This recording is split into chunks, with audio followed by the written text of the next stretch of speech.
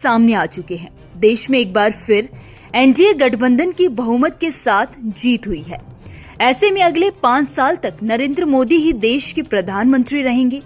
अपनी सरकार चलाने के लिए उन्हें चंद्रबाबू नायडू और नीतीश कुमार के साथ की जरूरत होगी। वो इसीलिए क्योंकि 2014 और 2019 में अपने दम पर बहुमत लाने वाली बीजेपी इस बार 272 का जादुई आंकड़ा पार नहीं कर सकी है। अभी तक तो टीडीपी और जेडीयू दोनों ही एनडीए के साथ होने की बात कह रहे हैं, लेकिन भविष्य में वो इंडिया अलायंस के साथ चले जाएं, इस बात को भी नकारा नहीं जा सकता है, क्योंकि पहले भी ये दोनों ही नेता कई बार बीजेपी का साथ छोड़कर विपक्ष से हाथ मिला चुके हैं। लोकसभा चुनाव में 12 सीटें जीतने वाली जेडीयू के अध्यक्ष और बिहार के सीएम नीतीश कुमार इस वक्त बीजेपी के लिए बहुत जरूरी हैं। मोदी और नीतीश के बीच रिश्ते काफी पहले से ही उतार चढ़ाव भरे रहे हैं।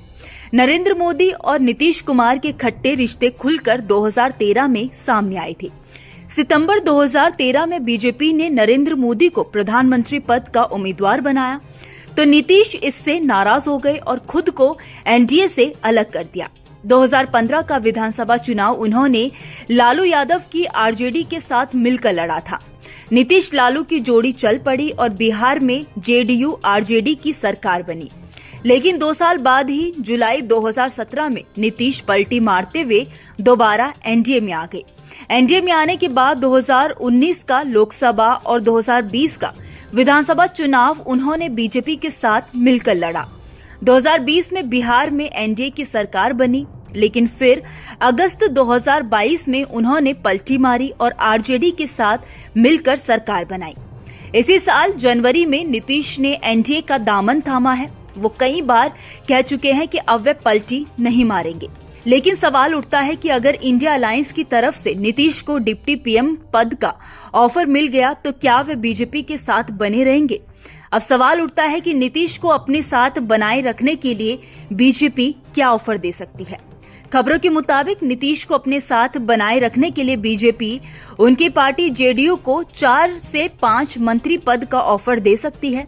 नीतीश की पार्टी से ललन सिंह और संजय झा को तो मंत्री पद मिलना लगभग कंफर्म ही हो चुका है।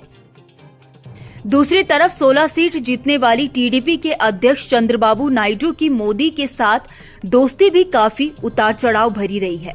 2018 तक नायडू की टीडीपी एनडीए का हिस्सा थी।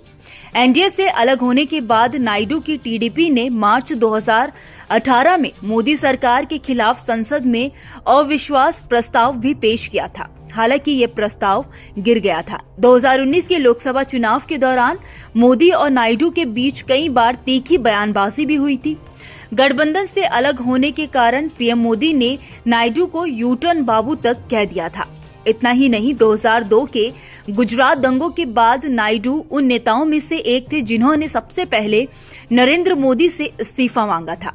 तब मोदी गुजरात के मुख्यमंत्री थे और गुजरात दंगों के कारण उन पर इस्तीफे का दबाव बढ़ गया था। हालांकि 2019 के लोकसभा और आंध्र प्रदेश विधानसभा चुनाव में हार के बाद नायडू ने कई बार कथित रूप से एनडीए में शामिल होने की कोशिश की थी।